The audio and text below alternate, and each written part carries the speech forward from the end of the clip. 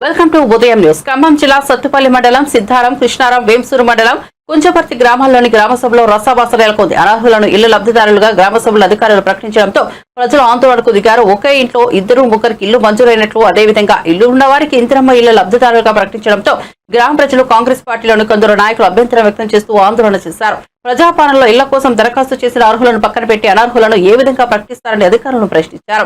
BRS ప్రభుత్వంలో సగం ఇల్లు నిర్మించుకున్న వారికి కూడా ఇందిరమ్మ ఇళ్లను మంజూరు చేయాలన్న మంత్రి పొంగిరెడ్డి ఆదేశాలను సైతం అధికారులు పట్టించుకోకుండా అనర్హులకు ఇళ్లను కేటాయించాలని, తక్షణం అర్హులకు ఇల్లు మంజూరు చేయాలని, లబ్ధిదారులుగా పేర్కొన్న అనర్హులను తొలగించాలని డిమాండ్ చేశారు.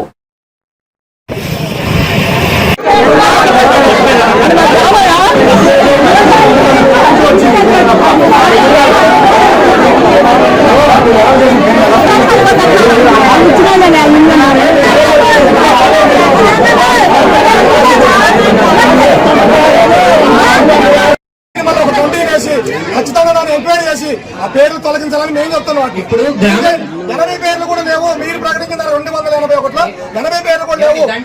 అదే మాట చెప్తున్నారండి. మీరు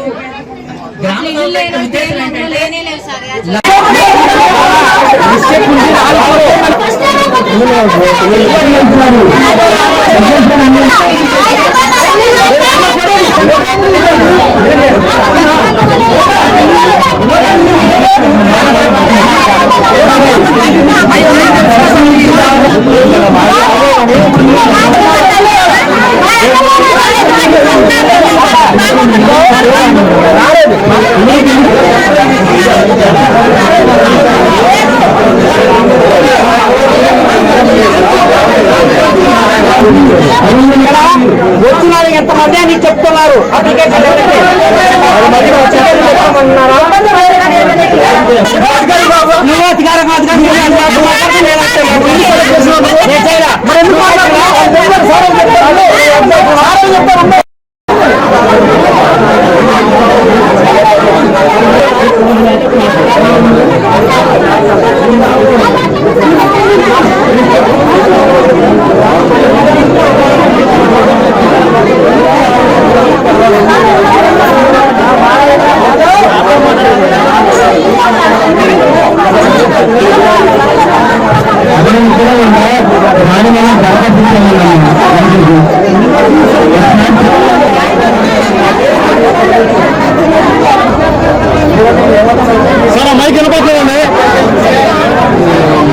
మీరు ఇంటి గొడవ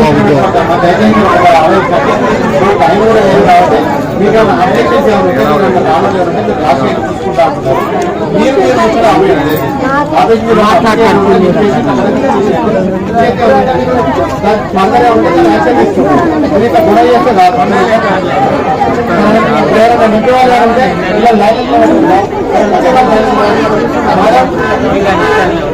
మీకు ఆధార్ కార్డు కావాలా? ఆధార్ కార్డు జిరాక్స్ ఆధార్ మీరు ఆధార్ కార్డు జిరాక్స్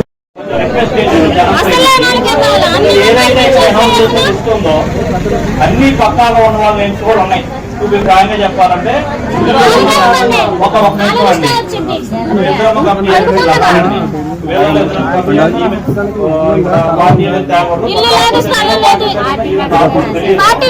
అని చెప్పి ఆన్లైన్ టైమింగ్ లో ఇక్కడ ప్రజా పరిపాలనలో దరఖాస్తులు సేకరించిన దగ్గరగా 650 పైన ఉన్నాయని మీరే చెప్పారు కదా. ఈ 650 మంది మరి వాళ్ళకి ఎందుకు ఎదుగులో రెవెన్యూ మంత్రి మన శ్రీనివాస్ రెడ్డి గారు కూడా క్లియర్ గా చెప్పాడు. కట్టిన ఏదో టీఆర్ఎస్ గవర్నమెంట్ లో వచ్చిన సగం ఇల్లు అయినా కూడా మేము ఇస్తామని ఆయన చెప్పారు. మరి ఆయన్ని కూడా శాంక్షన్ కాలేదంటే దాన్ని ఏమనుకోవాలి? దాన్ని ఏమనుకోవాలి చెప్పండి. మీరే శాంక్షన్ చేసింది అది టీఆర్ఎస్ గవర్నమెంట్ లో. మళ్ళీ ఇదే గవర్నమెంట్ అదే మంత్రి గారు రెవెన్యూ మినిస్టర్ గారు కూడా క్లియర్ చెప్పారు ఇల్లు కట్టిన ఇల్లు కూడా ఇవ్వమని. మీరు ఆఫీసులో కూర్చొని చేయడం కాదు, మీరు వచ్చి ఎంక్వైరీ చేయండి.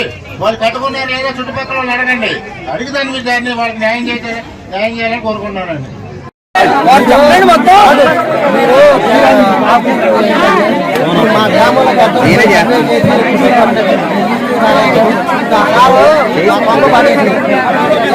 చెప్తా